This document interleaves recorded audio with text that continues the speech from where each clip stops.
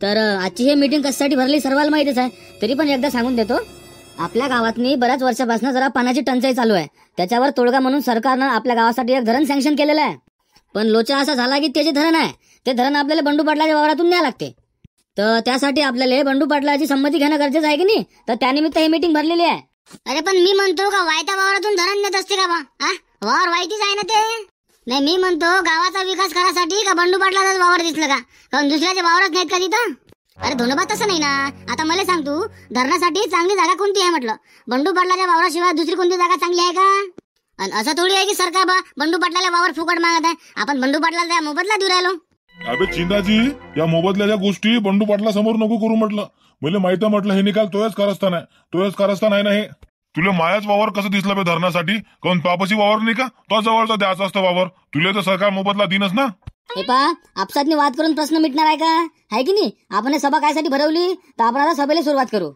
नाही, कसं आहे, जनतेचं म्हणणं काय आलं माहित आहे का? बंडू पाटलानं बा 20 वर्ष सरपंच पद भोगलं की नाही, मग आता त्यानं त्याचा वावर गावाच्या विकासासाठी जर दिलं तर काय बायकते म्हटलं. बरं, आपण आधी सरपंच साहेबाचं म्हणणं ऐकून घेऊ ना, आहे की नाही? बरं सरपंच साहेब, तुम्ही सांगा तुमचं काय म्हणणं आहे याच्यावर. कसं आहे गड्या, आता मी झालो जनतेचा पाठीराखा. जनता जे निर्णय घेईल मी जनतेकडूनच निर्णय देईल. यात म्हणजे धर्म संकटात पडल्यासारखं काम होऊ राहिलं नाही. आता गावाचा विकास आहे आणि बंडू पाटलाचा वावर आहे चाललं, तर मग जरा विचार करायला लागते का नाही? आता कसं आहे, विचार तर करावाच लागते, कारण कोणाचं नुकसान होऊ देता येत नाही ना. आता पहा गड्या, मी झालो म्हातारा माणूस, पण आपलं असं अडाणी मत आहे बा की जेवढं बंडू पाटलाचा वावर धरणात जाईल तेवढं सरकारनं बंडू पाटलाले दुसरा वावर घेऊन द्या. हे पटलं बाई आपल्याला. यातनी कोणाचं नुकसानही नाही होत ना. आम्हाला वावर कायम राहते आणि गावासाठी धरण नाही बनते. नाही, कसं आहे सरपंच साहेब, दुसरा वावर घेऊन देणं तर मला मुश्किलच वाटू राहिलं, कारण की टेंडर मध्ये तसं आहेच नाही. आता कसं आहे ठेकेदार साहेब, कोणत्याच टेंडरची सरकारले जनतेवर जबरदस्ती नसते करता येत ना. आता तुमचं टेंडर मी वाचलेला आहे, त्यातनी सरळ लिहिलेलं आहे की समजा कास्तकार जर जमीन द्यायला तयार असल तरच त्या जागेवर धरण बांधलं जाईल. मग ते झालं ना हो, मग तर वादच मिटला ना. आमचे बंडू पाटील वावर द्यायला तयार नाही म्हटलं. पहा तिकडं तुम्हाला धरण तुमचं कुठं बांधायचं आहे तो. भिका थांब ना जरासा, तू मधात नको बोलू ना. आला वाटतं सकाळीच 90 पिऊन तुला किती खेप सांगितलं मी पिऊन नको येत जाऊ म्हणून. पण बंडू पाटील आपल्याला वावर द्यायचंच नाही ना. हो थांब तू जरासा, सभा चालू आहे नाही तर. आपलं हे चिंद्या जरा बाहेर आहे बरं. अबे चिंद्या लेका, मी काय म्हणून राहिलो, असं नाही काय बंडू पाटील ऐकत नाही म्हणलं.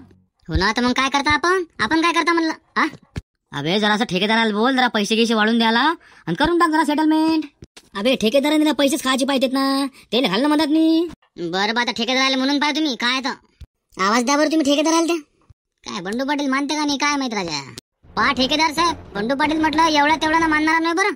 त्याचा घसा भर लागते, त्याच्याशिवाय काही खरं नाहीये. त्याच्याशिवाय काही बंडू पाटील काम करू देत नाही आपल्याला. अहो पण ते वावराच्या बदल्यात वावर मागत आहे ना. वावर तर टेंडर मध्येच नाही ना. अहो या खेडेगावात कुठे जमिनीचे भाव जास्त आहे तो. मी काय म्हणतो, बंडू पाटलाची जेवढी जमीन चालली का नाही त्याला तेवढी जमीन घेऊन देऊ. एवढे पैसे लागत नाही ना. पैसे उरतं म्हटलं त्यातले काही पैसे नाही उरे ना. हो पैसे नाही उरले चालतं ना, फक्त मान्य केलं पाहिजे बंडू पाटलानं. बरं बंडू पाटील, एक बोलतो मी, तुम्हाला पटला तर हो म्हणजा, नाही तर नाही म्हणजा. तर ठेकेदाराच्या वतीनं मी असं बोलतो की समजा बंडू पाटलाची जेवढी काही जमीन धरणात जाईल त्याच दर्जाची आणि त्याच किमतीची आणि तेवढीच जमीन बंडू पाटलाले शासनाकडून घेऊन दिल्या जाईल. हे पायगळा चिंताजी, जोपर्यंत शासन मला माझी जेवढी जमीन चालली तेवढी जमीन घेऊन देत नाही तोपर्यंत मी कोणत्याच कॉन्ट्रॅक्टवर साईन करत नाही. देऊन द्या ना पाटील जमीन. तसं तर काय नंबरच काढला होय तुम्ही. तुमचा कोणता कपाळाचा कातळ चालला राजा. हो ना राजा, चोर तर चोर वरून शिरजोर. अबे तुम्ही मुक राहावे हो, घाबरा हो. जास्त फळफळ करू राहिले का तुम्ही? तुम्हाला दाखवा लागते का? अबे तुमच्यासारखे तर कच्चे खातेले काय बंडू पाटील. बरं चला बंडू पाटील, तुम्हाला मान्य आहे ना हे? हो हे मान्य आहे ना आपल्याला. तर चला मग आजची सभा इथंच संपली. शासनाला बंडू पाटलाला वावर घेऊन द्या, बंडू पाटील त्याचा वावर शासनाच्या हवाली करतील आणि या गोष्टीची हमी चिमल तोंडे आणि माकड तोंडे या कंपनीची राहील. तुम्हाला मान्य आहे का? हो मान्य आहे ना. तर चला मग आजची मीटिंग बरखास्त करू. लेका 2-3 दिवस झाले शाळेत गेलो नाही मी. आज मास्तर मारूनच टाकते मला. आज तर गेलो मी. काल काय शिकवलं काही सांग ना. अरे कोण गेल तर बा शाळेत, काय शिकवलं तर कोणाला माहित आहे तर. शाळेत फळत जायचं जीवार येते बा आपल्याला. दुसरं सांग काही की मिस्त्रीच्या हाताखाली जातो पण शाळेत नाही जात म्हणलं. मग दुसरं करतो कधी काय, आपल्याला कोणती नोकरी लागू लागली. तसा विचार तर मला पडला रे बाई शाळेत जायचा. काहून का मागचा पुरा हप्ता शाळेत नव्हतो मी. आता मास्तर 100% फाशी देते मला. अरे मग सांगून द्यायचं मी आजी मेली होती म्हणून.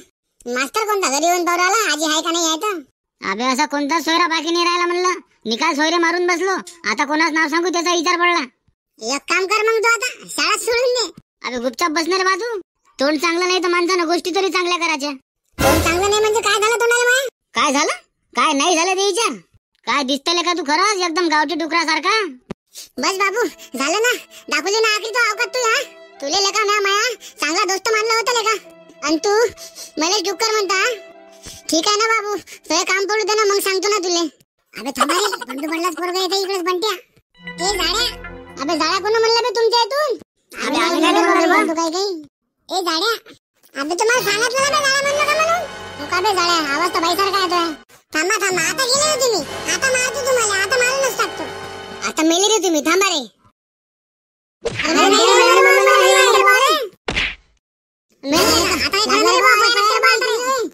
बाबू त्याच्यानंतर बंटी पाटलाला काही मनाचा आणि 100 वेळा विचार करायला म्हणलं. अरे बापरे कंबर मोडलं रे. गेला रे कंबर रे. गुटाला का माया हात मोडला का 100% हात मोडला रे बा माया. बाबू याच्यानंतर जर वाटीत असाल ना तर लक्षात ठेवा म्हटलं.